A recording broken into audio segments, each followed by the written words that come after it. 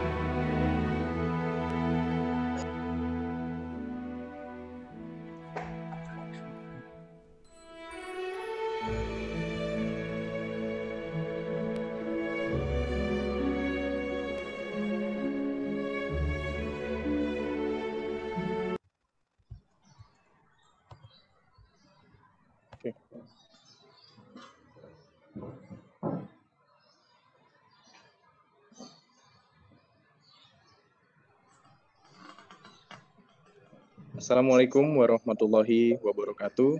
Selamat pagi, salam sejahtera, dan tentunya salam multikultur dari Ubaya untuk kita semua. Puji syukur kehadirat Tuhan Yang Maha Esa karena hari ini kita dapat melaksanakan kegiatan kuliah umum terkait dengan peran hukum antariksa dan kebijakan antariksa dalam era komersialisasi antariksa. Saya Yaris Mahardika Putro yang selama 1,5 jam ke depan akan membantu arahnya diskusi di dalam kuliah umum di pagi hari ini. Sebelum saya memulai rangkaian kegiatan kuliah umum pagi ini, sekiranya saya ingin menyapa terlebih dahulu kepada Bapak Ibu dosen di Fakultas Hukum Universitas Surabaya yang telah hadir di pagi hari ini. Ada Bapak Dr. Wisnu Aryo Dewanto, SH LLM LLM. Selamat pagi, Pak Wisnu.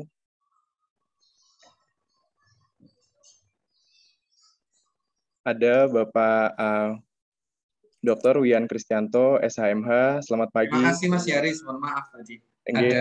Ada tamu sebentar. Ya, Bapak. Selamat pagi, Pak Wian.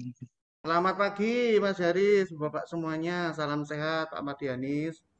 Selamat pagi. Ada Bapak Condro Tirta Mulya, SHCNMH. Selamat pagi, Pak Condro. Selamat pagi, Pak Yaris. Sukses selalu. Amin, Bapak. Matur nuwun. Selamat pagi. Ada Ibu Atik Kurstiati. Selamat pagi, Ibu. Ya, selamat pagi. Nggih. Sehat selalu, Ibu. Ya, matur nuwun. Nggih, terima kasih, Ibu. Ya. Ada Ibu Nabila Amir. Selamat pagi, Ibu. Selamat pagi, Mas Yaris. Selamat pagi. Yes. Ada Ibu Dinda Silviana. Selamat pagi, Bu Dinda. Selamat pagi, Pak. Ada Ibu Tutut Ferdiana. Selamat pagi, Bu Tutut. Ya, selamat pagi, Mbak Yaris. Ada Ibu Jennifer. Selamat pagi, Bu Jennifer. Selamat pagi, Pak Yaris, teman-teman semua, Bapak Ibu semua. Dan ada Bapak Muhammad Insan Tarigan. Selamat pagi, Pak Insan. Pagi, Pak. Selamat pagi. Baik, terima kasih Bu Bapak dosen di lingkungan Fakultas Hukum Universitas Surabaya semuanya.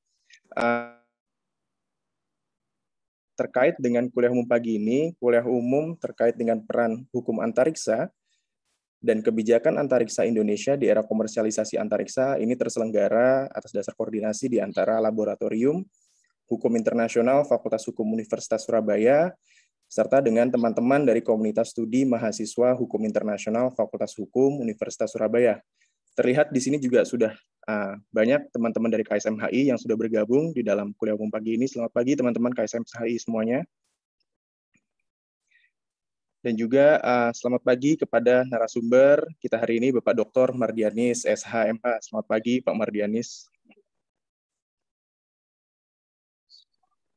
Pagi, Pak Iris. Terima kasih, Pak Mardianis. Dan tentunya juga salam sehat dan selamat pagi untuk para peserta kuliah umum peran hukum antariksa dan kebijakan antariksa Indonesia di era komersialisasi antariksa. Selamat pagi, Bapak, Ibu, dan teman-teman semua. Selamat pagi. Baik, lanjut ke kegiatan selanjutnya, ke agenda rangkaian kegiatan selanjutnya, yaitu adalah sambutan atau sepatah dua patah kata dari Kepala Laboratorium Hukum Internasional, Bapak Condro Tirta Mulya, SHCNMH. Kepada Bapak Condro Tirta Mulya, SHCNMH, waktu dan layar dipersilakan, Bapak. Baik, terima kasih Bapak Ibu dosen, Pak Mardianis terutama. Selamat pagi Pak Mardianis. Pagi Pak Chandra. Kebetulan sekarang menjadi Ketua Laboratorium Hukum Internasional. Sepatah dua kata-kata tapi tidak menghilangkan waktu. Saya pikir ini perlu dilakukan supaya kita tahu salah satu hal yang bisa dikomersialisasikan di antariksa. Nah, kebijakan-kebijakan Indonesia tentunya sama dengan kebijakan-kebijakan negara lain yang kurang lebih sudah memiliki lembaga antariksa. Memang tidak banyak, jadi sekitar mungkin 10 itu negara, dan bahkan mungkin satu yang bisa dibilang organisasi internasional berkait dengan itu yang ada di Eropa. Mungkin hal-hal yang perlu kita ketahui adalah bagaimana kita bisa mengusahakan supaya LAPAN ini bisa membijaki gitu ya, hal-hal yang berkait dengan hukum antariksa, sehingga kita juga bisa ikut menikmati hasil dari antariksa. Demikian saya pikir, saya ucapkan selamat mengikuti kuliah umum pada anak-anakku sekalian dan Bapak Ibu dosen yang saya hormati, terutama ada Pak Wisnu, ada Pak Wian. Mungkin nanti salah satu Pak Wisnu atau Pak Wian mewakili dekanat untuk bisa memberikan sedikit 1-2 patah kata juga. Terima kasih. Selamat pagi.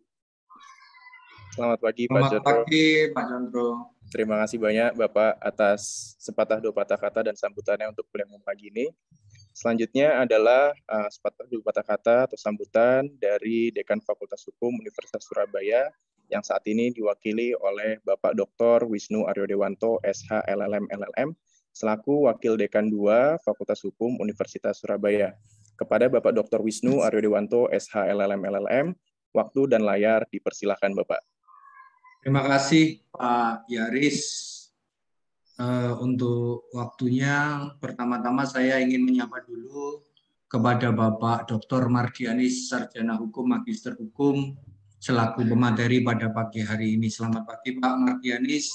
Matur nuwun, terima kasih untuk waktunya yang diluangkan untuk memberikan pembelajaran, memberikan materi kepada mahasiswa kami di Fakultas Hukum Universitas Surabaya. Ini menjadi sebuah sebuah kesempatan yang baik. Semoga ini akan berlanjut untuk kedepannya karena kami di Fakultas Hukum ini ada mata kuliah Hukum Udara dan Angkasa. Nah, itu yang saya pikir kami belum memiliki banyak sekali pengetahuan dalam dalam materi itu, dan dengan kenalnya dengan Pak Mardianis, kemudian saya bertanya kepada Pak Yaris bahwa beliau adalah sarjana hukum, kemudian magister hukum dan doktornya sangat linier di bidang hukum udara dan angkasa. Saya kira ini menjadi sangat bagus karena mahasiswa semakin tahu apa kebutuhan atau isu-isu yang ada di wilayah hukum udara dan antariksa dan angkasa juga. Nah, yang kedua, saya ingin menyapa Ibu Bapak senior saya yang di Fakultas Hukum, khususnya Ibu Bapak yang ada di Laboratorium Internasional. Di sini ada Pak Suariwanto, ada Pak Condro, ada Ibu Ati. Kemudian saya menyampaikan salam hormat kepada Bapak Wakil Dekan 1, Bapak Dr. Wian Kristianto, selamat pagi. Kemudian kepada Ibu Bapak Kalap, Ketua Laboratorium Hukum Administrasi Negara, Hukum Pidana, kemudian Hukum Tata Negara, Hukum Perdata, dan Hukum Internasional yang hadir pada pagi hari ini. Dan juga kepada para mahasiswa, khususnya yang berada di KSM Hukum Internasional. Mahasiswa yang sangat kami banggakan, walaupun tidak banyak, memang di mana-mana Pak Mardianis ke program peminatan hukum internasional ini hanya diminati beberapa orang saja, berbeda dengan hukum pidana dan hukum perdata yang sampai ratusan orang. Mungkin karena ilmunya ini ilmu nggak tahu apa yang membuat tidak menarik gitu ya. Saya juga nggak tahu. Tetapi dilalah kok ya saya senang dengan ilmu ini. Jadi ya Bu Ati, Pak Condro, Pak Hariwanto, dan kami itu adalah mungkin orang-orang yang suka di bidang ini, walaupun kadang-kadang nggak jelas juga. Dan saya lihat di sini ada Mau peserta. dibawa kemana hubungan kita ya Pak Wisnu ya? Iya betul Bu Ati. Saya lihat juga ada ibu bapak, saya tidak tahu mahasiswakah ini atau ibu bapak dosen dari Universitas Pajajaran. Kemudian saya lihat ada dari Universitas Islam Indonesia di Jogja. Ini dari universitas mana lagi? Saya tadi coba cek begitu. Terima kasih untuk kehadiran di kuliah umum pada pagi hari ini. Dan saya mewakili Ibu Dekan. Ibu Dekan menyampaikan permohonan maaf karena beliau harus check up di rumah sakit sehingga beliau tidak hadir di acara kuliah tamu ini.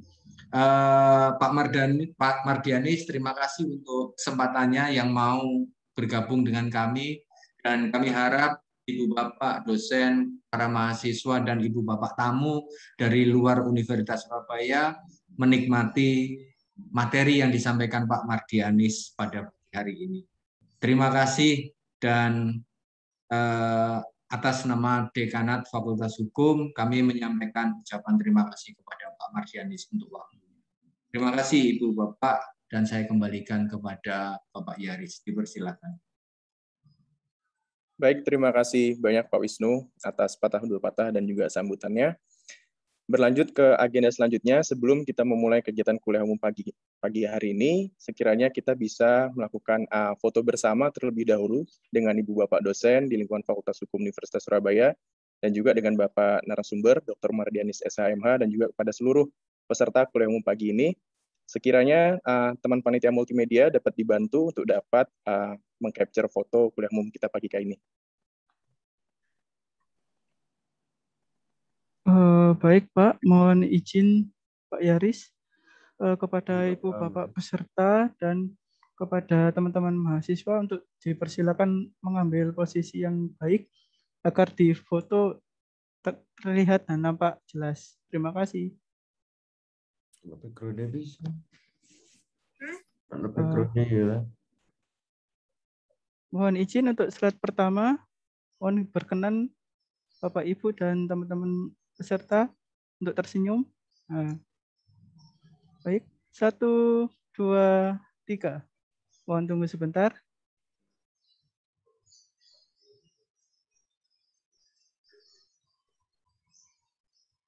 Untuk slide yang kedua, mohon berkenan menghidupkan kamera dan tersenyum. Terima kasih. 1, 2, 3. Mohon tunggu sebentar.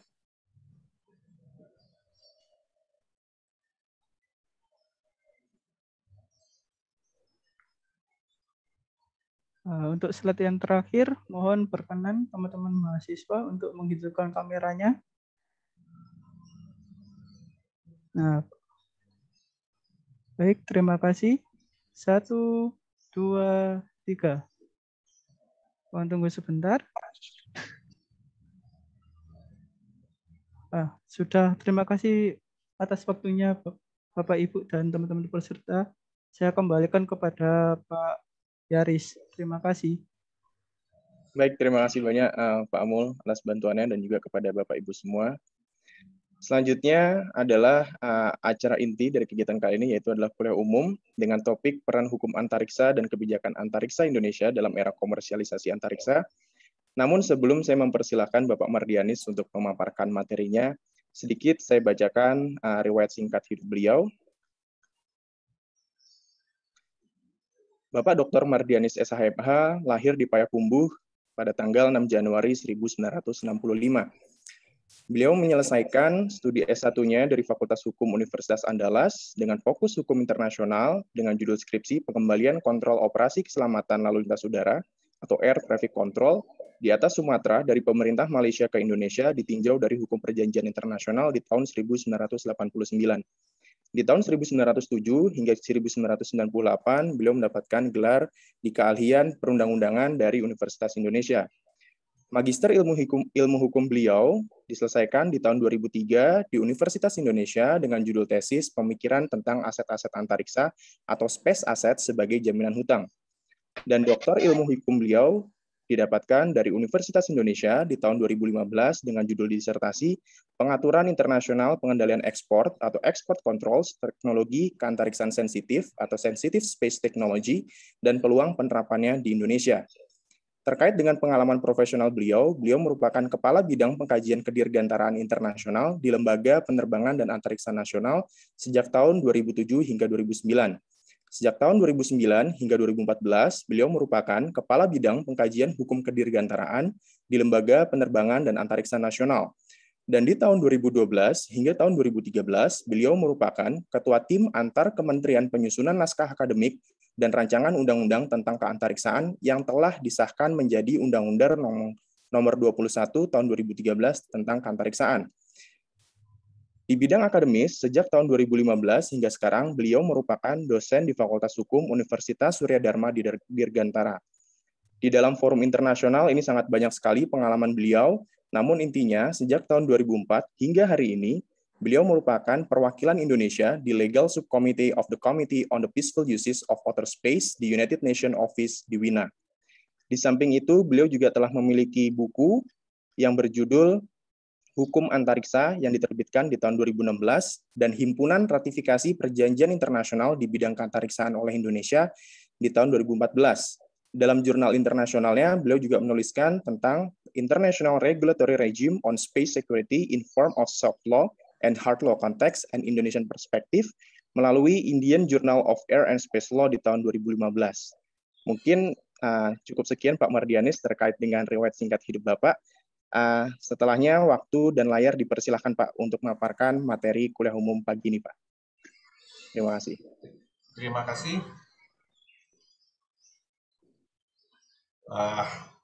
Terima kasih. Suara saya terdengar cukup baik. Iya Bapak. Oke, terima kasih.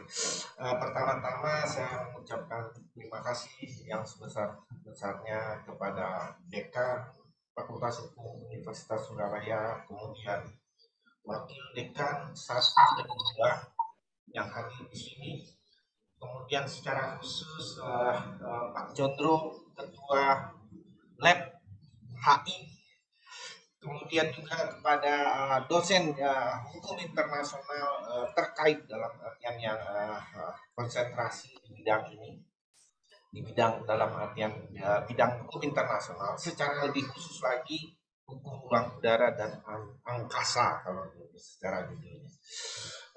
Kemudian juga saya merasa terhormat dipanggil diminta untuk menjadi narasumber.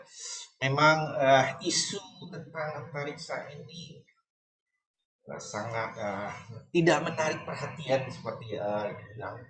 Jangankan hukum internasional yang tidak menarik perhatian, apalagi hukum udara dan antariksa lebih tidak menarik perhatian. Tapi yang harus diingat adalah ada hal-hal khusus di penerbangan dan antariksa itu yang membuat mau tidak mau orang harus tertarik. Apa itu? Teknologi. Teknologi ke depan sudah harus dalam artian suatu keniscayaan membuat kita pertemuan ini adalah teknologi antariksa. Dibantu teknologi antariksa, tidak internet tidak akan menjangkau wilayah terpencil tanpa teknologi antariksa. Itu yang harus diingat. Hanya terestrial saja tidak akan mampu. Itu yang sekarang palapa ring dibikin Indonesia untuk menjangkau ke seluruh wilayah. Dan itu adalah untuk internet. Itu untuk pembukaan dari saya. Saya akan lanjut ke materi yang dimintakan oleh Universitas Surabaya berbasis komunikasi dengan Pak Yaris. Pak Yaris, itu adalah judulnya Peran Hukum Antariksa dan Kebijakan Antariksa Indonesia di Era Komersialisasi Antariksa. Lanjut. slide berikutnya. Ini sistematika inti dari yang ingin saya sampaikan. Pertama latar belakang, kemudian definisi antariksa, ada beberapa. Kemudian antariksa itu adalah milik bersama. Itu yang harus diingat. Kemudian hukum antariksa internasional posisinya. Aspek, kemudian ada kebijakan antariksa, kemudian ada new space. Kalau dulu ada era baru antariksa dan menonjolkan bisnis. Ini yang perlu yang dikonsen dalam artian perkembangan baru dan situasi baru merubah situasi lama keseluruhan. Kemudian ada Badan Riset dan Inovasi Nasional dan struktur organisasinya. Kemudian baru hukum antariksa nasional yang ada dan amanat juga dan peraturan nasional terkait dengan ini. Kemudian baru kesimpulan. Itu materi yang ingin saya sampaikan secara ringkas. Lanjut, Pak. Nah, hukum antariksa itu awalnya berkembang dalam artian perkembangannya itu awal adalah soft law. Kita tahu soft law itu apa?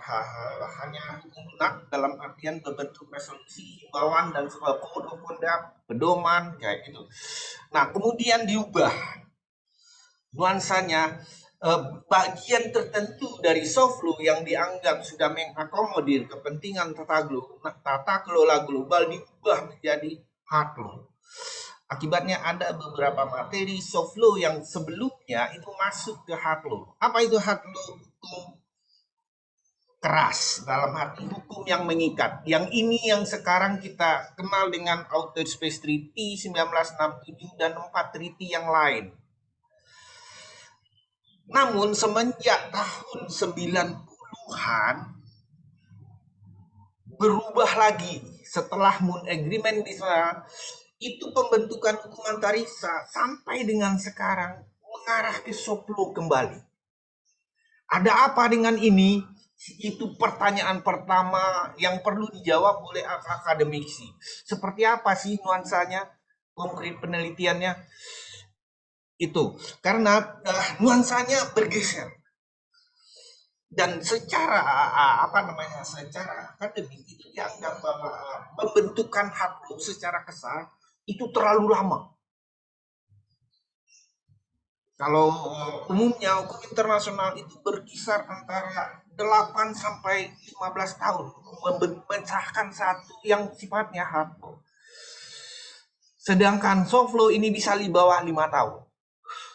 Nah, nuansa seperti ini yang nuansa di khusus hukum antariksa itu mengarah ke sana. Tapi mampukah ini melayani aktivitas dalam arti mencapai keadilan seperti tujuan hukum? Masih dipertanyakan dan itu perlu dibuktikan nantinya. Kemudian kegiatan komersial antariksa itu berkembang. Sebenarnya dari tahun 67 sudah ada, yaitu satelit Intelsat. Itu milik Amerika dalam artian Intelsat untuk telekomunikasi fixed services. Satelit fixed services dalam arti melayani tetap dalam artian kayak di rumah yang bukan yang mobile yang Bapak pegang sekarang. Nah, Intelsat ini Indonesia masuk anggota tahun 2007 Intelsat. Kemudian berkembang layanan telekomunikasi lain dalam artian mobile sekarang sudah multimedia. Ini yang harus mobile sekarang sudah multimedia, bahkan integrasi Global Navigation Satellite System. Apa itu Global Navigation System? Menggabungkan telekomunikasi, penginderaan jauh, kemudian PNT. Yang ini pernah kejadian digunakan untuk militer. Nah, ini yang bahaya. Pernah kejadian di Afghanistan. Digunakan militer untuk menembak orang tertentu dan itu tepat pentolannya gitu. Masa Obama. Nah, itu yang harus diingat sisi kegiatan antariksa yang berkembang. Nah, kemudian dari sisi pengaturan, sebagai pada umumnya pengaturan di tingkat domestik, pengaturan itu selalu mengatur secara parsial. isu-isu tertentu. Tidak ada aturan yang sifatnya omnibus. Yang ada itu cuma yang jadi makna cartanya, dalam artian makna carta dalam artian itu space treaty. Itu dianggap sementara ini dianggap sebagai makna carta. Nah, sedangkan kegiatan lain seperti itu aturan spesifik itu tidak ada di internasional, yang ada nasional. Dan itu pun negara tertentu posisinya. Kemudian yang perlu diingat adalah sifat teknologi antariksa, bahwa dia high tech, high risk, kemudian high cost. Menjadi unsur pengikat perlunya keselarasan hukum domestik dan hukum internasional yang berlaku, yang masing-masing jenis kegiatan di antariksa. Jadi hukum antariksa itu tidak lepas dari teknologi dengan 3 karakteristik ini. Jadi bicara bisnis Anda harus pertimbangkan high risk dan high cost. Bicara kebijakan timbang 3-tiganya untuk membuat aturan yang tepat. Tidak hanya melihat dari sisi persoalan saja, gitu. Seperti itu. Lanjut, Pak. Nah, ini antariksa. Untuk mengenali antariksa itu kita lihat gambar yang ada antariksa, atmosfer, dan bumi. Itu ada garis sebenarnya. Tapi secara wilayah garis yang antara atmosfer dan antariksa itu tidak ada kesepakatan. Belum ada kesepakatan. Tapi beberapa negara sudah membuat batas sekitaran 100 sampai 110 km dari permukaan laut.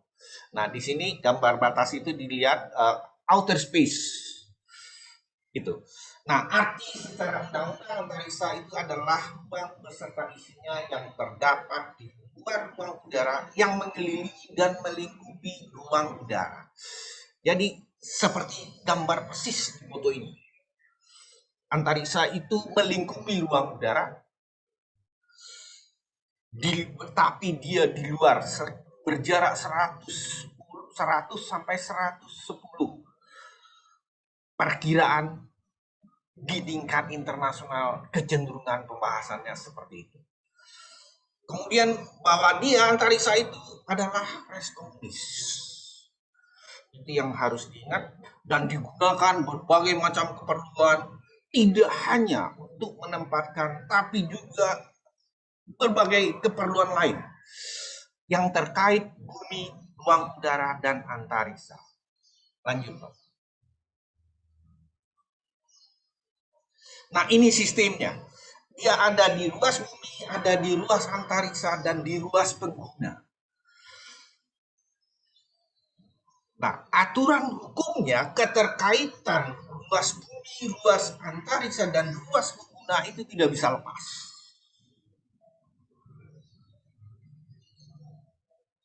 Akibatnya seperti gambar di kiri, gambar pelannya, itu connecting. Ruas bumi, ruas udara, dan antariksa. Nah, kalau ada sekarang isu tentang Space Force, itu adalah dalam konteks ini, teknologi yang digunakan ruas udara, ruas antariksa, dan ruas bumi. Bagaimana penggunaan itu untuk defense, kemudian dan attack.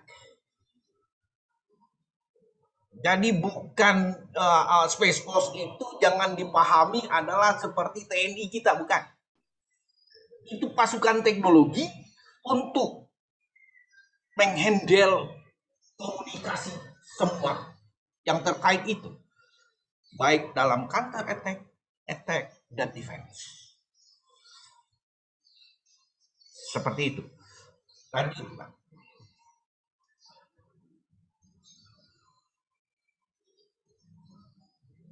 Nah, ini kacamata internasional. terkait dengan tangga teknologi antariksa. Seperti apa sih tangga teknologi dalam artian bagaimana sih sesuatu teknologi itu diukur? Negara mencapai yang mana sih? Negara tertentu. Oh, inilah tangganya. Yang paling bawah itu membentuk Space Agency.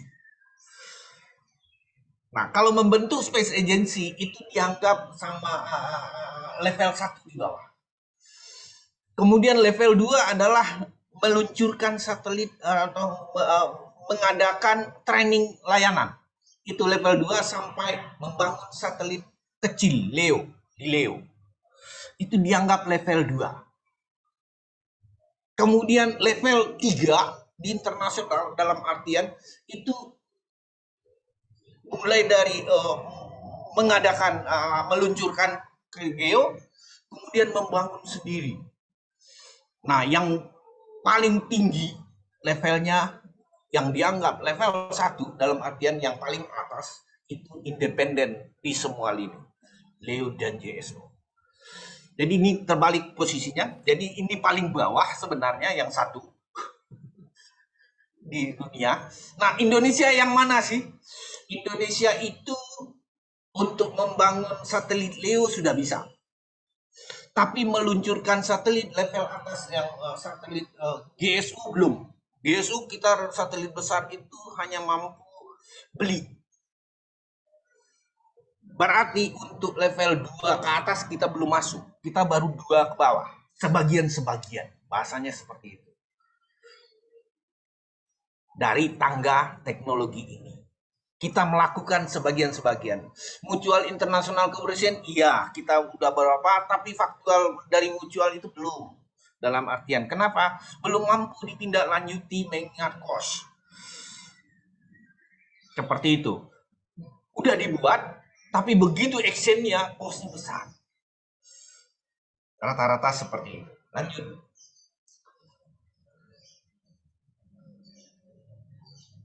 Nah, ini ukuran dari tangga teknologi itu 1. 4 ukurannya. Kemampuan independen. Yang tertinggi itu adalah kemampuan independen untuk peluncuran satelit. Kemampuan sendiri meluncurkan satelit ke seluruh GEO, MEO, dan GSO. Kalau udah itu, Anda sudah menjadi space power. Tapi untuk menjadi space power, untuk informasi, sampai saat ini, yang baru dianggap sebagai space power dalam artian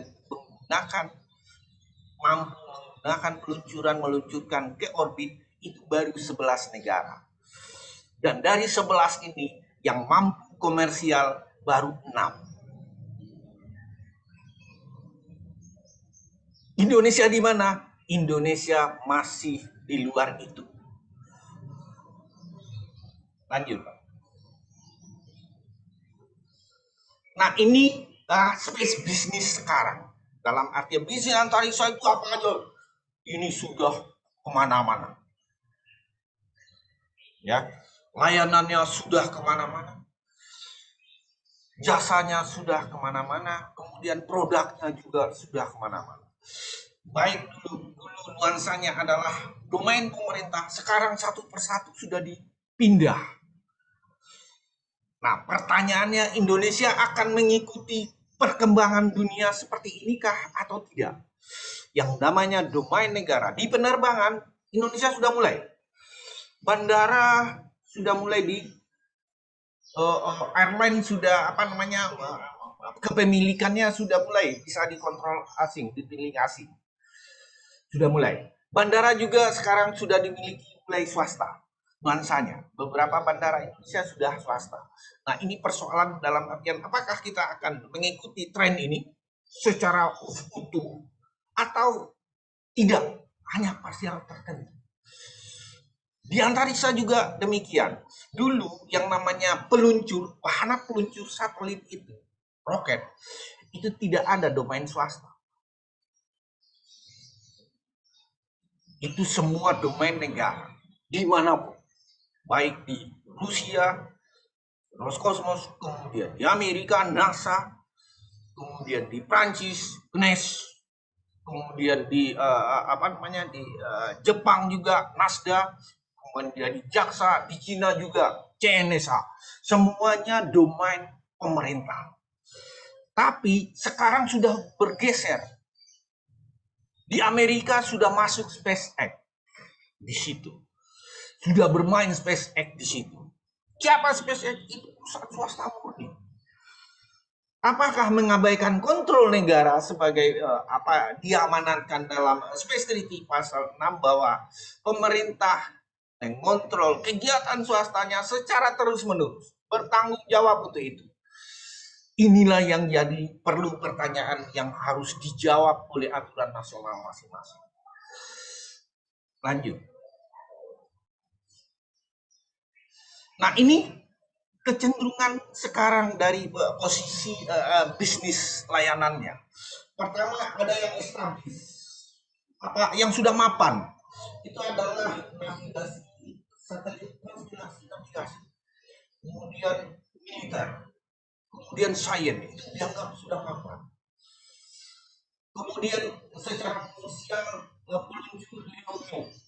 Kemudian multi satellite services, mobile satellite services dan fixed satellite services. Itu untuk komunikasi satelit. Kemudian komunikasi di orbit LEO. Nah, kemudian ada hal baru, isu baru. Human space exploration. Ini belum. Walaupun sudah mulai mapan dalam artian teknologi, mampu. Diperkirakan mampu di situ. Perusahaannya udah ada. Beberapa. Artemis Accord adalah, kemudian Luxembourg juga punya perusahaan yang khusus bicara tentang eksplorasi antariksa. Di luar negeri, di Indonesia belum ada, cikal bakalnya belum ada. Kemudian dalam implementasi sekarang itu nuansanya. Kemudian ada yang baru muncul dan nanti akan berkembang. Baru start dalam arti, kemudian emerging nanti. Ini yang perlu di jadi ke depan itu akan banyak yang ikut di sini. Nah, pertanyaannya, apakah Indonesia akan ikut bermain di bisnis antariksa ini dan di bagian mana? Yang kemungkinan kita sudah bermain adalah satellite services. Ini kita udah bermain di satellite services. Tapi satellite services ini nuansanya kita komunikasi antar. Padahal tidak hanya itu. Penginderaan jauh juga sudah leading. Ke depan seperti apa? Kita akan ikut di sini atau tidak? Itu pertanyaan. Lanjut. Nah, ini manfaat antariksa. Kalau kita lihat manfaatnya itu terlalu banyak kalau untuk disebutkan. Saya tidak akan menyebutkan ini, silahkan dibaca. Inilah semua manfaat yang ada untuk antariksa. Sekarang dan juga ke depan. Lanjut. Nah, ini yang perlu secara hukum kita lihat. Antariksa itu harus dipahami dia common. Ini sesuai dengan Space Treaty. Bahwa salah satu sumber daya yang dimana tidak dimiliki di bumi, atmosfer dan antariksa, itu pemahaman common. Jadi nggak ada pemiliknya, common itu. Kemudian common itu dalam konteks resmi adalah milik semua. Semua berhak untuk menggunakan, menikmati, bahkan dalam satu bagian saja. Tidak akan pernah dapat diperoleh eksklusif secara keseluruhan. Itu yang harus diingat. Ini hukum yang berbicara tentang common. Kemudian tidak ada definisi tunggal formal otoritatif mengenai common. Kenapa? Masing-masing sekarang itu ada 3 wilayah yang diatur dengan pemahaman common. Apa itu? Laut, itu dianggap common, yang terutama laut di luar teritorial. Dalam artian kemudian Antartika dan antariksa, dan masing-masing berbeda dalam artian prinsip common yang digunakan. Apa itu? Kalau laut, common heritage of mankind. Antartika, common reserve.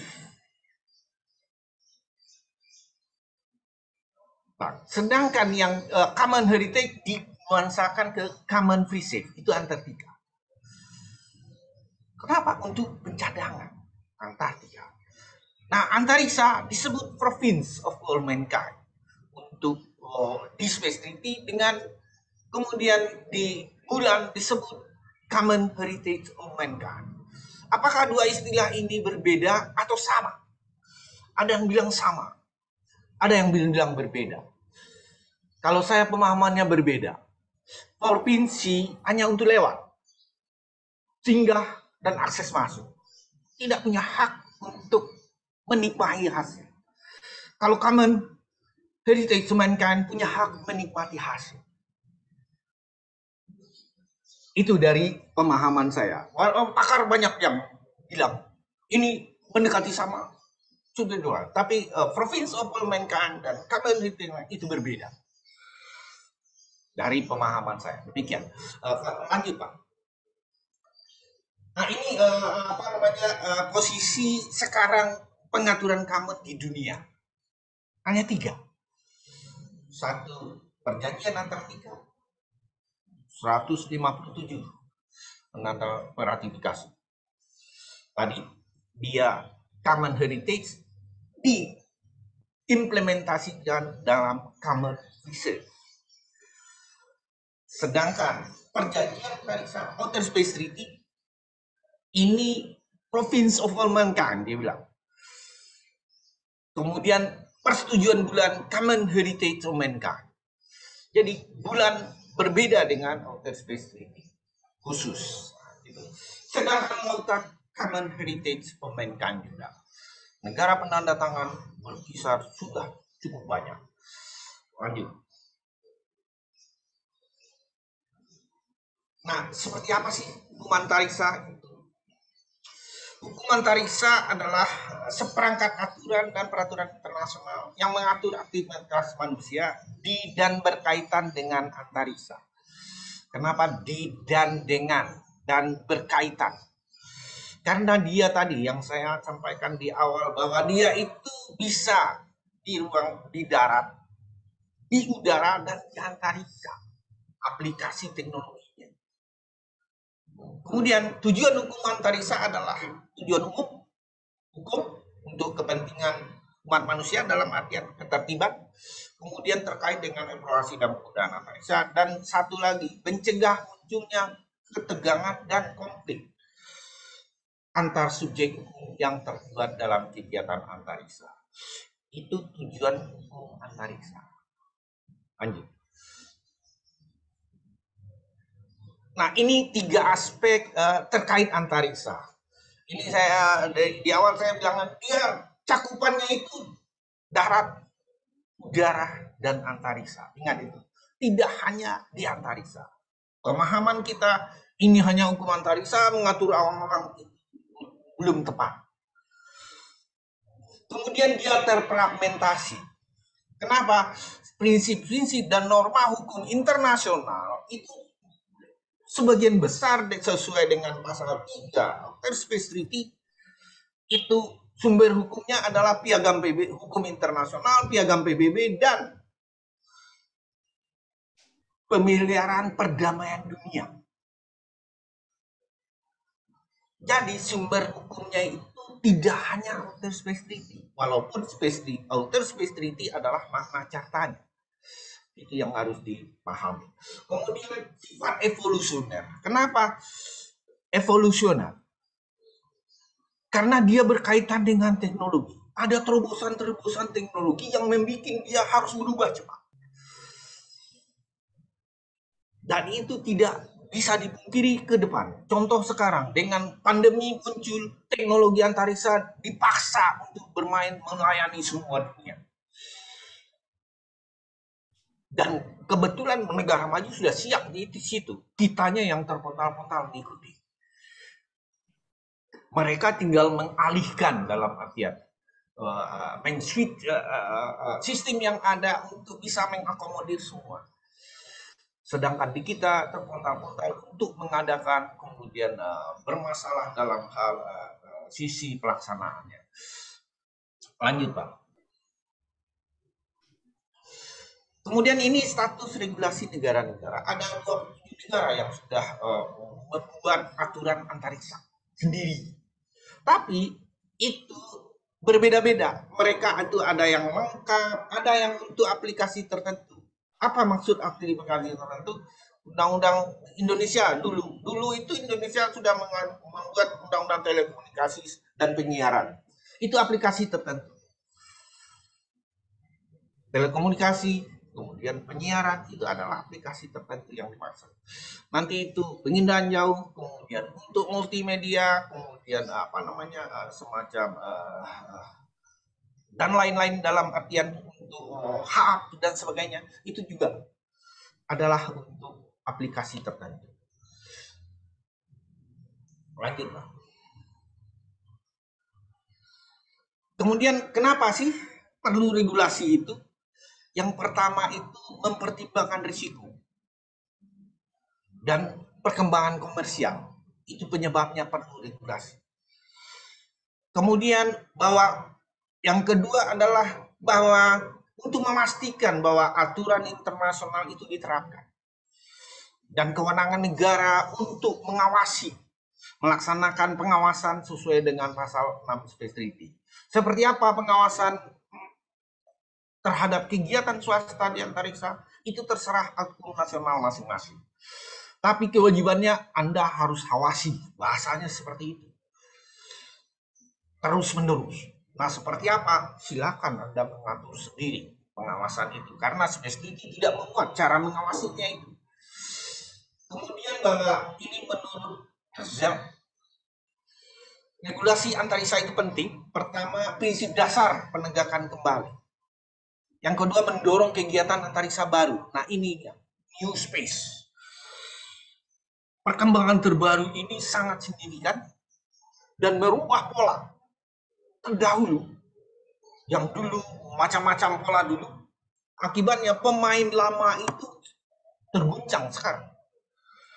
Dalam artian pemain lama itu merasa bahwa sama seperti yang teknologi yang lain, bahwa pemain lama itu tidak aman, tidak nyaman karena munculnya teknologi baru. Contoh kita umpamakan yang paling sederhana itu adalah Gojek yang menggeser taksi. Gojek yang menggeser taksi. Nanti itu telekomunikasi juga akan bergeser. Dulu kita hanya pakai telepon, sudah bergeser. Dulu hanya telepon untuk SMS dan telepon. Sekarang enggak. Telepon lama itu udah hilang. Jadi banyak teknologi yang kalau kita perhatikan jenis HP saja. Jenis HP yang mulai dari yang jadul itu, yang teman saya bilang itu bisa anjing saking beratnya katanya. Nah, itu sekarang dengan semua ada. Lu mau gua ada. Dulu hanya SMS saja, kemudian telepon saja, gambar saja, Facebook saja, seperti itu awalnya. Tapi sekarang udah palu gada. Apa lu mau? Gua ada. Seperti itu. Nah, kita menjawabnya seperti apa? Itu pertanyaan. Kemudian kita bisa mempertemukan kondisi antariksa baru dengan yang lama, yang ada. Kenapa? Contoh terkait dengan SpaceX sekarang. Antariksa lama itu nuansanya peluncuran itu tidak akan ada domain swasta.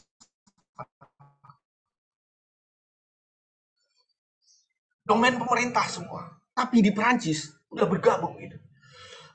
Di Uni Eropa antara pemerintah kemudian swasta sudah mulai join di situ. Di Amerika udah SpaceX sendiri swasta sendiri. Nah, seperti ini bagaimana ngaturnya? Di domestik Anda kalau Anda akan terlibat di sini. Apakah Anda mengutamakan tatanan global dalam arti semua kepentingan diperhatikan? Atau Anda lebih menonjolkan domestiknya harus agak ke depan dikit lah, jangan sama rata. Enak banget kalau sama rata. Nah, kita pendekatannya seperti apa? Itu terserah aturan domestik nantinya. Seperti itu. Lanjut. Kemudian ada Jerman yang secara khusus, ini Perancis secara khusus aturannya hanya terkait dengan ada yang di pengaturan itu negara-negara itu merubah dalam artian mengamandemen. Kayak Amerika itu hanya mengamandemen aturannya yang ada semua dengan pola barunya. Tapi ada negara lain yang tidak mengamandemen tapi mengkonkretkan yang baru. Nah, pola-pola negara membentuk hukum antariksa itu mempengaruhi dalam artian nuansa. Nah, hukum antariksa yang ada di Indonesia ini khusus bahwa ada Undang-Undang 21. Undang-Undang 21 itu dilaksanakan dalam arti ada PP tentang rencananya awalnya 10 PP kalau dilihat undang-undang itu. Tapi kebijakan pemerintah saat ini dalam artian dari pimpinan 8 yang lama kemudian BRIN, nuansanya cukup 4 PP ini. Masih nuansa seperti itu. Nah, 4 PP itu apa? Penginderaan jauh, 1, sudah diundangkan. Kemudian ada penguasaan teknologi keantariksaan yang kedua. Kemudian pembangunan dan pengoperasian bandara antariksa. Kalau yang penguasaan teknologi ini sudah sampai di Seknek aturannya. Tapi nuansanya akan dibahas ulang karena pergeseran institusi dan kewenangan kemarin itu belum disahkan oleh 3 menteri. 6 menteri yang diminta, tahu-tahu 3 menteri sudah tanda tangan, 3-nya lagi terjadi reshuffle di tengah jalan. Akibatnya dia merasa tidak berwenang menandatangani. Seperti itu untuk yang penguasaan teknologi. Sedangkan pembangunan dan pengoperasian bandara antariksa sudah ada draftnya. Sudah dibahas internal dan bagi yang ingin meneliti mengenai ini bisa. Dalam artian saya bisa share dalam artian draftnya seperti apa. Kemudian yang kegiatan komersial draftnya masih separuh. Itu. Kemudian terkait dengan 4 ini, kemudian di samping itu kita juga sudah ratifikasi 4 perjanjian. Dan kita juga sebelumnya sudah punya undang-undang telekomunikasi, kemudian undang-undang tentang penyiaran. Nah, akibatnya kalau bicara tentang hukum antariksa nasional yang ada, Anda itu harus membacanya semua aturan ini dan aturan pelaksana masing-masing sebagai satu kesatuan yang mengatur kegiatan antariksa di Indonesia. Jangan melihatnya parsial. Seperti itu. Lanjut.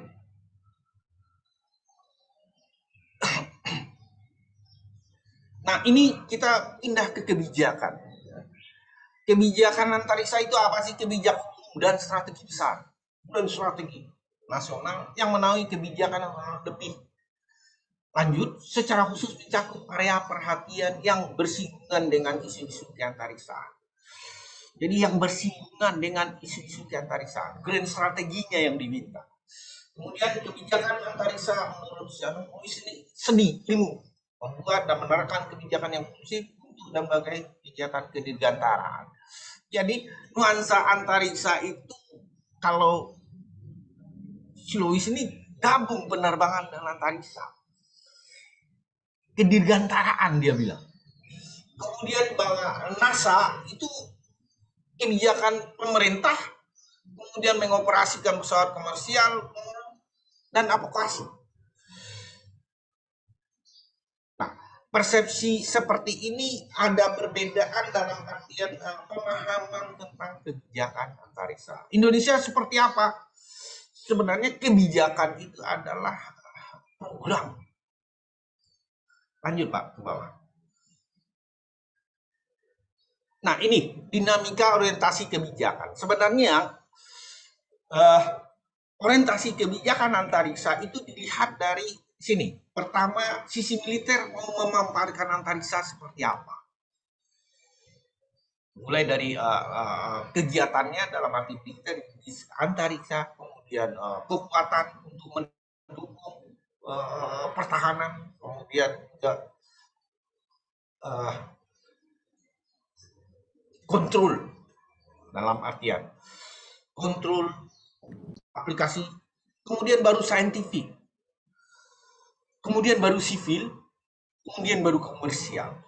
Jadi melihat kebijakan antariksa itu bukan dalam konteks kita seperti kebijakan pada umumnya. Dalam begini, kebijakan pada umumnya diartikan adalah peraturan perundangan dan tindakan dari pimpinan dalam arti surat atau pedoman yang dikeluarkan oleh pimpinan di bidang tertentu Kementerian KL, itulah yang dianggap kebijakan di Indonesia seperti itu. Tapi kebijakan antariksa harus dilihat dengan yang ini. Khusus mengenai ini saja dalam artian militer, saintifik, sivil, dan komersial. Kemudian awal nuansanya hanya militer saja, kemudian pindah ke sains dalam artian di awal itu, kemudian sekarang itu human spaceflight dalam artian ini maknanya adalah astronot. Awal itu ketika awal, kemudian baru pengembangan teknologi. Jadi nuansa di awal antariksa itu hanya saintifik dan militer. Tapi sekarang sudah berbeda.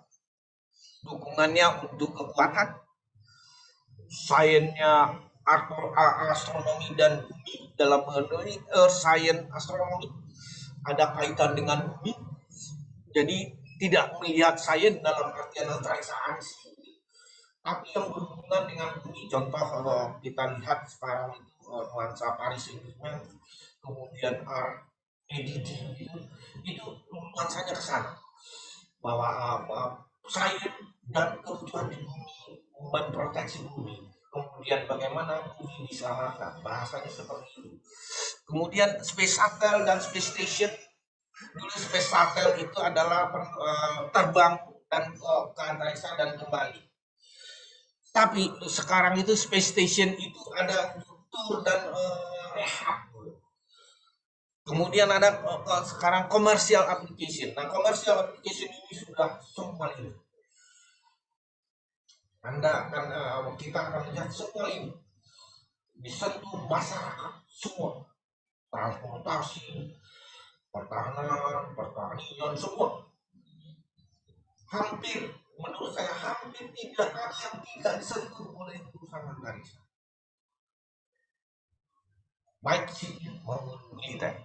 Kemudian ke depan itu space control. Nah ini nih yang maunya Amerika. Dia dominan di space control. Makanya space war itu adalah dalam konteks space control.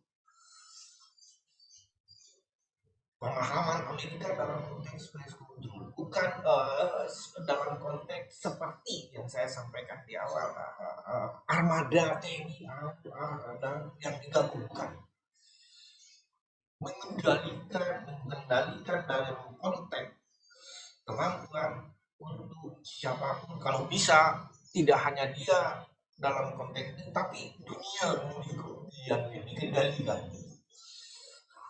Seperti itu. Kemudian nanti ke depan planet, asteroid dan environment. Asteroid sudah ada. Kemudian human habitation, jadi tinggal di bulan dan sebagainya, itu ke depan. Kemudian baru persaingan ekonomi. Kenapa persaingan? Karena big money di sini. Tadi high cost. Semua urusan antariksa itu bicaranya duit. Bahasa kita. Gak ada duit ecek-ecek. Penerbangan juga demikian. Satu satelit diluncurkan itu bicara tentang 200 juta sampai 500 juta dolar. Kalau gagal, hilang lagi izin. Siap-siap asuransi. Bicaranya bukan duit kecilan. Kalau di kita udah ratusan miliar, kemudian mungkin untuk satu aktivitas. Dan salah satu satelit yang kemarin yang punya gagal, PSN punya yang satelit PSN yang gagal itu berharga hampir 2,5 T yang diluncurkan Norma Nusantara 3 dan Nusantara 2 satelitnya yang gagal diluncurkan Norma punyanya Cina itu 2,5 T. Ya, lumayan Kalau cukup sini ya. Lanjut.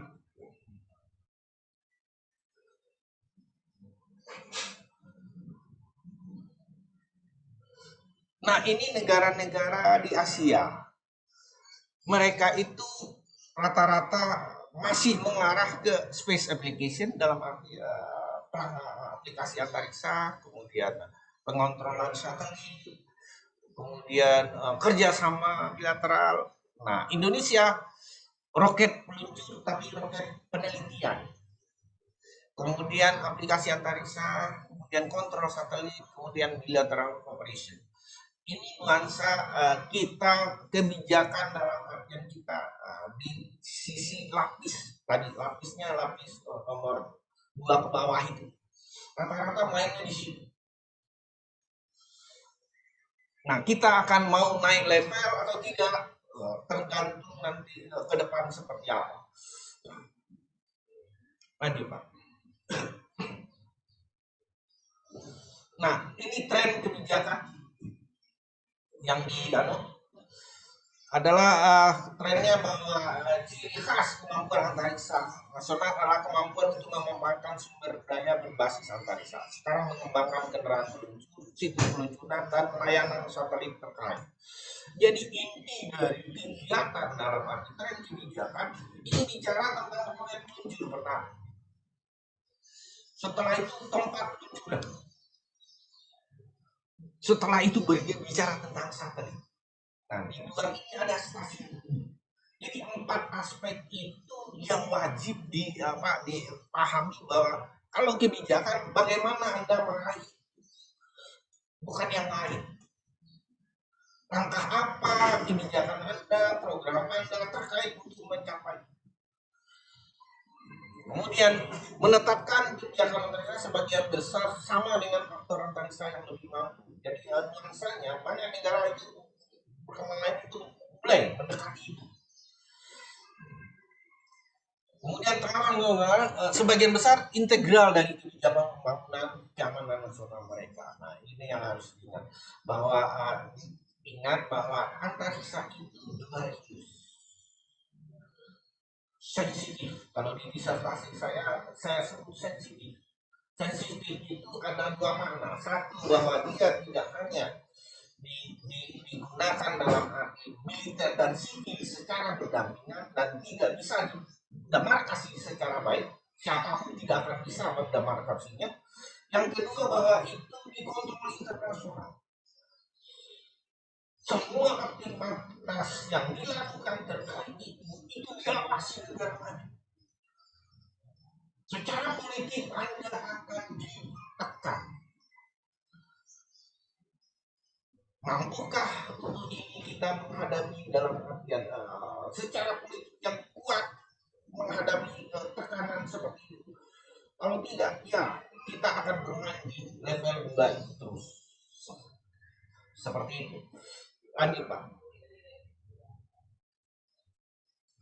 Nah, ini new space trennya. Ke depan itu antariksa itu diupayakan menghemat biaya. Nah, gagasan orang teknologi harus menjawab ini. Kalau sekarang menciptakan roket itu adalah harganya sekitaran 200 juta satu. Nanti tidak boleh segitu. Kalau Anda tidak bisa menerobos seperti itu Anda tidak akan mau dianggap sebagai bisnis. Kemudian ada investasi swasta yang besar di arah situ, bahkan di tempat sensitif. Ini yang harus. Nah, bagaimana mengontrol swasta di tempat sensitif? Itu kewajiban Anda. Kemudian juga bagaimana dibagi transformasi ke antariksa itu semakin banyak dibagikan sebagai transformatif bagi kemanusiaan. Ini adalah antariksa SDGs. Jadi 17 program 267 bagian dari SDGs itu bagian besar antariksa berkontribusi. SDGs adalah sasaran pembangunan berkelanjutan sesuai dengan Millennium Development Goal. Kemudian baru bahwa antariksa itu bagian strategis militer dan sipil yang susah bisa. Nah ini tren ini kita harus hati-hati mengingatkan bahwa dia melekat urusan militer di situ. Nah koordinasi sipil militer itu sangat penting karena telekomunikasi militer, telekomunikasi itu tidak lepas dari sipil dan militer. Penginderaan jauh itu tidak lepas dari sipil dan militer. PND itu tidak lepas dari sipil dan militer. PND yang saya sebut adalah GPS yang pegang sekarang, yang pegang traffic, position, navigation, dan timing. Itu disebut PND di hukum antariksa istilahnya. Tapi Bapak dan Ibu familiar dengan istilah GPS. Tapi sebenarnya GPS itu nama satelitnya Amerika. Sekarang itu ada 6 satelit di situ. Satelitnya Rusia namanya GLONASS, satelit Amerika namanya GPS, kemudian satelit India namanya IRS, satelit Jepang namanya kemudian satelit Eropa namanya Galileo. Nah itu saking banyaknya yang kemudian Cina juga punya Beidou, yang namanya Kompas sekarang Beidou. Itu berebutan di sana. Di situ posisinya adalah militer dan sipil itu tidak jelas. Selalu berkedok sipil, tapi militer ambil bagian di belakang itu. Nah, nuansanya yang GPS atau GNSS Global Navigation ini rebutan semua. Nggak mau, tunggu bikin ini sendiri negara maju. Padahal mahal sekali. Tapi karena alat kontrol itu kedepan ini kontrol paling utama. Anda bisa tahu di mana pun seseorang dengan GPS. Di HP itu juga kelihatan. Bagaimana dengan via satelit? Bahkan bukan hanya lokasi yang berada, orangnya ngapain juga ketahuan. Kalau dengan satelit, lagi ngapain ketahuan. Kalau dipantau dengan satelit, tapi kalau dari HP, Anda berada di mana yang ada? Anda bisa berada di lokasi ini, tidak bisa tipu lagi. Seperti itu. Nah, ke depan akan berkembang seperti itu. Anda akan diketahui di mana dan ngapain. Lanjut. Mohon maaf Pak Mardianis, waktunya tinggal 3 menit lagi Bapak. Oke. Ini ada 7 fitur bisnis antariksa, yaitu siklus alami, kemudian keterkaitan dengan pertahanan ini yang harus diingat, kemudian pelanggan utama umumnya pemerintah masih bagian tertentu, dominan pemerintah, kemudian ada single production, itu kan produk satu tunggal. Biasanya bisnis antariksa itu produknya itu produk tunggal akibatnya mahal. Nah ke depan ini harus menjadi produk massal. Seperti apa sesuai dengan 4.0. Nah 5.0 maupun 4.0. Nah ke depan seperti apa itu yang menjadi pertanyaan kepada orang teknologi, dan kita bagaimana mendrive orang teknologi ke arah ini. Lanjut. Nah ini ada berbagai risiko biaya, jadwal di antariksa, urusan antariksa itu sangat rumor. Kemudian risiko teknisnya sangat besar, kemudian praktek, kemudian risiko pasar. Risiko pasar ini adalah munculnya teknologi baru yang dibilang bahasa sekarang itu menggantikan yang lama. Teknologi yang muncul bisa menggantikan yang lama, dan itu pemain lama akan bangkrut. Siapkah seperti itu bagi yang namanya pengusaha ini tidak bersahabat? Lanjut, Pak.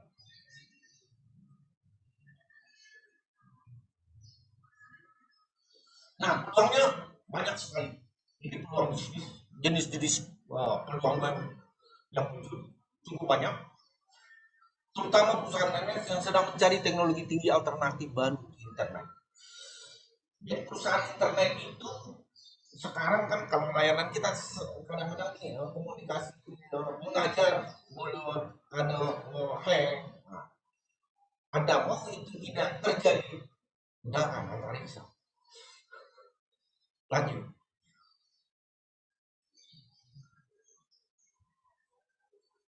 Nah ini unsur kunci untuk komersial antariksa. Ada risiko, kemudian yang paling besar itu risiko. Kemudian ada peserta yang masuk belakangan dan siap dalam artian teknologi disruptif. Ada kemungkinan disruptif dalam arti Anda sudah pemain mapan. Contoh yang pemain mapan itu NASA, kemudian muncul SpaceX, muncul kemudian di apa namanya Arian seri 5 yang ke depan itu ngaruh kepada seri-seri yang lama. Seri yang lama dalam dipakai karena jangka nanti ada trouble. Nah itu bagi pengusaha harus hati-hati masuk. Nah kita bagaimana ini mendrive itu nuansa kebijakan yang harus diambil. Lanjut.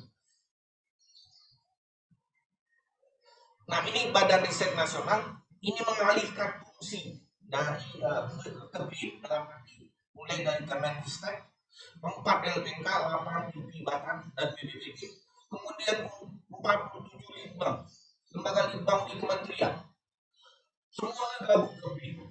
Yang litbang kementerian ini Januari besok masuk Kebin semua. Itu perintah. Mau gak mau. Kalau tidak, dia gak dapat gaji. Ini gitu karena anggarannya langsung dilimpah oleh Kementerian Keuangan Kebin. Jadi siapa yang daftar, nuansanya gajinya nggak diterima di situ. Karena kegiatan usahanya ditutup, anggarannya sarana prasarana semua ditutup, tidak Kebin. Terutama yang anggarannya nol di situ. Kementerian Keuangan sudah mengalihkan untuk 2022. Akibatnya mau nggak mau, gaji itu kan melekat dengan kegiatan. Nah, di KPL yang 47 sekarang itu masih beberapa yang mendaftar, tapi masih polemik dalam artian dari sisi SDM dan tapi dengan posisi sekarang bahwa saya mendapat informasi dari Kepala BRIN kemarin bahwa anggarannya itu per 2002 udah masuk ke BRIN. Anda mau ngapain gitu di sana lagi? Kalau mau tetap di KL silakan aja, tapi tidak dapat lagi di situ karena dari mana orangnya keluarnya. Hanya BRIN yang bisa keluarin sekarang untuk anggaran di bank itu. Gitu, lanjut Pak. Mohon maaf Pak Mardianis, tinggal 1 menit Bapak. Oke, saya lanjut ini struktur organisasi dan sebagainya. Yang perlu diingat 2 slide terakhir Pak. Tolong 2 slide terakhir. Terus ini tentang BRIN, kemudian ini satu yang di atas sebentar Pak.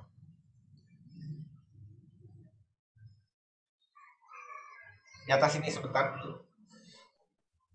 Yang slide sebelumnya, Mas Benaya? Ya, satu, bukan, sebelumnya. Sebelum yang kesimpulan.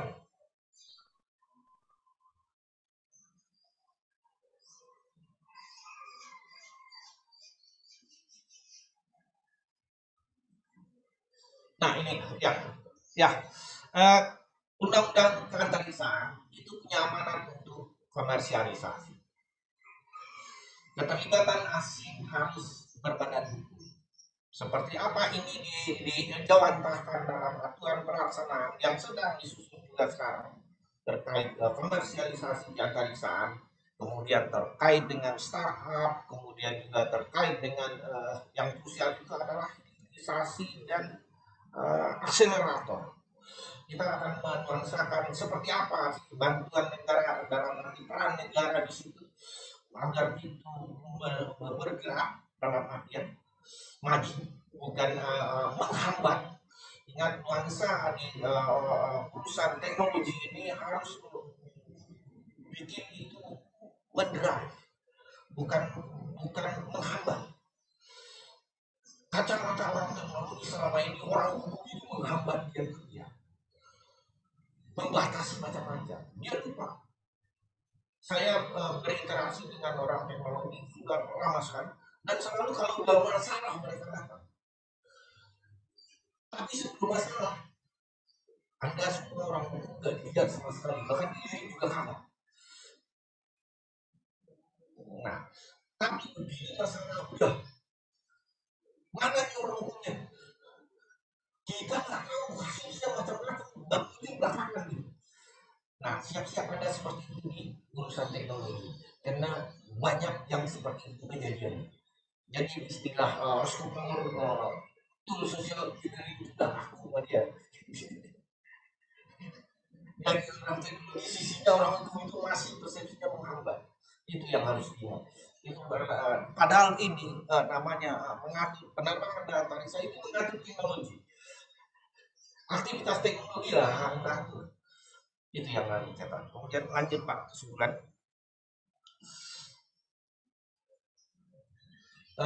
Ini peran antariksa, hukum antariksa itu. Aktivitas antariksa sangat berisiko dan berkembang komersial. Kemudian kegiatan tidak akan membahayakan keamanan nasional dan hubungan internasional. Itu peran pertama. Yang kedua, memastikan kewajiban internasional itu dapat dipenuhi.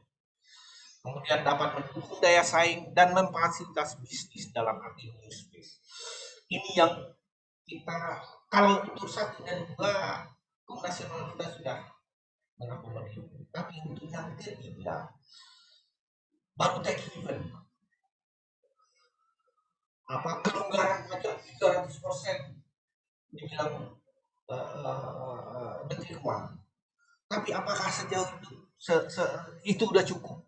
Untuk antariksa, ingat tadi resiko tinggi, biaya tinggi, kemudian teknologi tinggi, tidak nyaman di situ secara bisnis. Nah itu. Kemudian bahwa ke depan itu yang namanya kebijakan itu harus strategi untuk dirgantara, bukan hanya penerbangan secara parsial. Kita lihat nanti tadi di belakang saya tidak sempat. Itu beberapa kementerian punya kebijakan sendiri aturannya. Nah itu posisi yang sekarang. Nah kita nanti ke depan itu jangan sampai itu tidak terintegrasi, akan membahas. Kemudian bahwa kebijakan antariksa mewujudkan program antariksa nasional masih bersifat parsial atau belum terintegrasi. Semoga dengan diintegrasikan ke arah ini, jangan antariksa bisa terintegrasi dan terkoordinir dengan baik. Secara aturan hukum sudah oke, tapi kebijakan yang bisa implementasi belum dalam artian itu. Saya rasa demikian untuk presentasi. Saya serahkan kembali ke Pak Yaris. Terima kasih Pak. Baik, terima kasih banyak Pak Mardianis atas paparan materinya Bapak. Cukup luar biasa sekali Pak, karena memang ini merupakan sebuah pengetahuan yang baru Pak ya. Hukum antariksa pun di dalam diskursus hukum internasional juga merupakan diskursus yang baru, karena baru muncul juga perjanjian di tahun 1967, dan saat ini kita hidup juga sangat berkaitan dengan kegiatan keantariksaan. Kita mengadakan kuliah umum ini pun juga menggunakan salah satu fungsi dari satelit, yaitu adalah menggunakan sinyal internet dan juga wifi dan sebagainya, itu juga merupakan salah satu fungsi dari antariksa. Dan selama 24 jam sehari pun juga kita menggenggam sebuah device yang namanya telepon genggam atau handphone, itu juga kaitannya dengan salah satu fungsi dari kegiatan keantariksaan melalui satelit. Terima kasih banyak Pak Mardianis atas paparan materinya. Kita lanjut kepada sesi diskusi. Setidaknya di sini sudah ada 2 pertanyaan Pak yang ditanyakan. Pertama dari Saudara Aris Julian dari Fakultas Hukum Universitas Islam Indonesia. Assalamualaikum warahmatullahi wabarakatuh.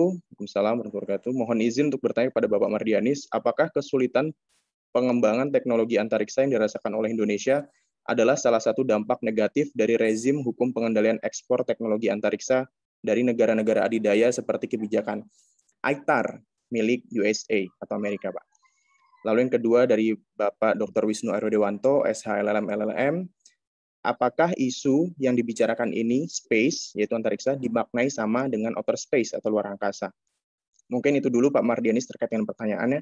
Waktu dan layar dipersilakan Pak. Secara singkat, iya, tapi tidak hanya itu. Yang harus diingat bahwa yang namanya kendala teknologi untuk meraih alih teknologi antariksa itu tidak hanya dialami oleh Indonesia. Ingat, dari tahun 57 Uni Soviet meluncurkan satelit sampai sekarang 2021 itu yang mampu meluncurkan baru 11 negara. Yang mampu menggunakan peluncuran untuk komersial baru 6 negara. Kemudian yang punya satelit itu 51 negara. Yang punya stasiun bumi itu 70 negara. Untuk mengontrol bagian-bagian. Nah, posisi seperti ini dilihatnya adalah rejim pengendalian ekspor dia salah satu. Kenapa? Karena teknologi itu tadi dia berhubungan tidak ada. Rejim pengendalian ekspor itu dapat NTCR, WASNA, dan itu mengatur teknologi tertentu. Misalnya NTCR, kemudian teknologi kimia dan di NSG dan WASNA, kemudian teknologi senjata di WASNA di Australia Group yang ini. Nah, semua kelompok ini mengatur dalam artian mengontrol teknologi itu pindah ke tempat lain. Aturan itu tidak hanya domestik Amerika, baik yang sifat internasionalnya dalam artian perdagangan WTO. Perdagangan WTO itu mengecualikan teknologi tinggi, ingat itu. Bahwa boleh hambatan perdagangan itu technical barrier to trade dalam konteks ini teknologi tinggi, hambatan teknis yang nuansanya hanya dalam arti yang bea masuk itu tidak semata itu kalau di WTO. Kemudian di ITAR itu pilih-pilih. Ada orang yang namanya termasuk robuste dalam arti negara berbahaya, kemudian ada negara yang dicurigai, kemudian negara yang selama ini tidak ramah, itu kayaknya Amerika ini. Dia pilih-pilih. Nah, ke depan itu nuansanya sudah dibuka. Cuma dibuka ini sejauh mana itu masih jadi pertanyaan. Karena yang namanya teknologi sensitif dengan bukti bahwa hanya 6 negara sampai saat ini yang mampu dalam artian teknologi kontrol, itu namanya inersia teknologi. Itu Cina dapatnya maling dulu. Maling separuh di Amerika, maling separuh di Rusia. Itu teknologi inti yang mengontrol kemanapun gerak dari benda yang Anda inginkan. Itu sampai sekarang namanya masih sensitif. Nah, itu tuh tidak mungkin diperoleh secara, kalau prakteknya itu tidak lepas. Kalau di Amerika dan Rusia itu terikat START 2 nya. Ada perjanjian START 2 yang Amerika dengan Rusia. Masih berlaku aturan itu. Yang IBM yang sudah mengundurkan diri Amerika. Nah, di START 2 itu apa? Kutirnya yang meningkat adalah teknologi ICBM dari negara masing-masing tidak boleh keluar dari wilayah teritorialnya. Itu menghukum bahwa hanya dilakukan di daerahnya saja. Gak boleh ke tempat lain. Teknologi ICBM. Jadi kalau kita membuat yang namanya bandar antariksa, teknologi peluncur itu identik dengan ICBM. Lantas kita dapat teknologinya dari mana? Kalau Indonesia mau bangun bandar antariksa, dapat teknologi dari mana? Teknologinya identik dengan ICBM. Keluar dari Amerika tidak bisa. Kemudian keluar dari Rusia tidak bisa. Kalau itu terkait dengan ICBM itu. Walaupun itu dulu dalam Kapusta itu disebut jenisnya. Misalnya gitu. Tapi kata misalnya ini bisa bergeser kah ke yang lain? Masih kita tanda tanya. Yang berpeluang itu sekarang adalah Cina dan Rusia dalam Eropa. Tapi mereka juga nggak mau ketika negosiasi antara Indonesia dengan Cina, mereka itu hanya memberikan roket Sonda ke kita, tidak peluncur satelit. Proses penelitian yang Cina. Dengan Uni Eropa kita belum lakukan. Kita baru untuk penginderaan jauh dengan Uni Eropa. Nah, apakah nanti akan berhasil? Saya juga belum bisa tahu tentang perkembangan ini. Itu yang pertama. Kemudian apakah istilah space dengan outer space? Sebenarnya istilah kita ini istilah space dan outer space kalau di Globus ini diartikan sama. Tapi di kita kan ada ruang udara, angkasa, dan antariksa. Ruang angkasa. Tapi Prof. Diana itu bilang ruang angkasa itu adalah udara dan antariksa. Itu Prof. Diana dulu. Kalau saya terlalu rumit, udah bicaranya ruang udara itu adalah udara dan antariksa adalah yang atasnya. Keduanya dirgantara yang dianut pemahaman supaya tidak terjadi pemahaman itu yang ambigu. Supaya bicara dirgantara adalah ruang udara dan antariksa. Sedangkan bicara ruang udara ya ruang udara di bawah 110. Begitu di atas 110 antariksa, udah selesai. Seperti itu aja pemilahannya supaya gampang. Tapi kalau juga ada kalkulasinya silakan cari, panjang banget. Silakan. Tapi pemahaman sederhananya saya seperti itu. Dan di Scopus, outer space atau space itu diartikan sama. Di Scopus. Saya rasa demikian Pak Yaris.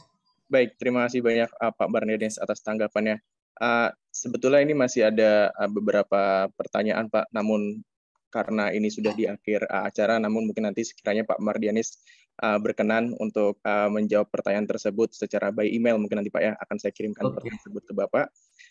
Baik, terima kasih banyak Pak Mardianis atas paparan jawabannya dari diskusi kita pagi ini, udah masuk siang kali ini. Mungkin sebelum menutup sesi kuliah umum ini Pak, ada closing statement secara singkat dari Bapak terkait dengan hukum antariksa untuk kepada mahasiswa Fakultas Hukum ini Pak, silakan. Terima kasih Pak Yaris. Closing statement. Hukum antariksa itu ke depan menjadi keharusan. Kenapa? Tuntutan kebutuhan teknologi. Dan itu sudah menjangkau seluruh lapisan kebutuhan masyarakat, baik nasional maupun internasional. Mau tidak mau peran-peran hukum ke depan terkait sangat krusial dan menjadi sebuah keniscayaan. Saya rasa demikian. Baik, terima kasih banyak Pak Mardianis atas closing statement-nya. Sekali lagi saya mengucapkan terima kasih banyak kepada Bapak Mardianis selaku narasumber di Kuliah Umum Peran Hukum Antariksa dan Kebijakan Antariksa Indonesia di era komersialisasi antariksa pagi ini. Sungguh banyak sekali ilmu-ilmu baru yang diberikan oleh beliau, terlebih beliau juga seorang praktisi, di samping itu beliau juga aktif mengajar di salah satu universitas di Jakarta. Oleh karena itu, banyak sekali hal-hal yang kita dapatkan dari kuliah umum pagi ini, baik dari sisi praktisi beliau maupun juga dari sisi analisis akademisi beliau. Dan juga saya ingin mengucapkan terima kasih banyak kepada seluruh peserta kuliah umum pagi ini, Bapak Dr. Wisnu Ardewanto SLLM selaku Wakil Dekan 2, ada Ibu Ati Kursiati, terima kasih Bu berkenan hadir, ada Bapak Suhariwanto, matur nuwun sanget Bapak, ada Ibu Nabila Amir, ada Bapak Muhammad Insan Tarigan, ada Ibu Marlina, dan ada Ibu Sonya, dan Bapak Ibu dosen di Fakultas Hukum Universitas Ubaya lainnya. Terima kasih banyak, dan juga terima kasih banyak kepada seluruh peserta yang hadir dalam kuliah umum kita di pagi ini, dan juga terima kasih banyak kepada teman-teman KSM Hukum Internasional yang telah membantu terselenggaranya kuliah umum Hukum Antariksa di pagi hari ini. Saya Yaris Mahardika Putro, selaku moderator di sesi kuliah umum pagi ini mengucapkan terima kasih banyak atas waktunya Bapak Dr. Mardianis dan juga kepada seluruh peserta kuliah umum pagi ini. Sehat selalu Bapak Ibu semuanya. dan juga bertepatan dengan Hari Pahlawan hari ini tanggal 10 November. Ya, selamat Hari Pahlawan semua. Selamat Hari Pahlawan kepada semuanya. Salam dari Kota Pahlawan, Surabaya. Salam multikultur dari Ubaya. Terima kasih. Billahi taufik. Terima kasih Pak Mardhani. Sehat selalu di Jakarta. Terima kasih Pak Mardhani. Terima kasih Pak Mardhani.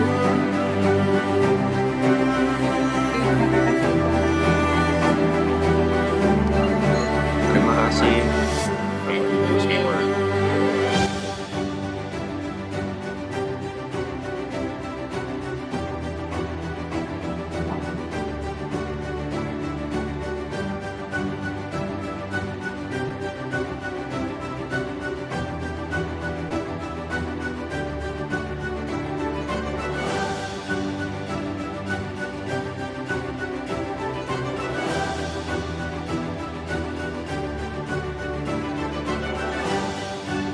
Atur nuwun sangat Pak Condro. Sehat selalu Bapak.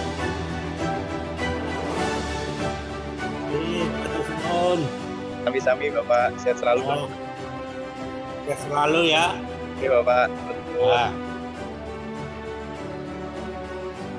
Kita bisa ke universitasnya itu. Betul Bapak.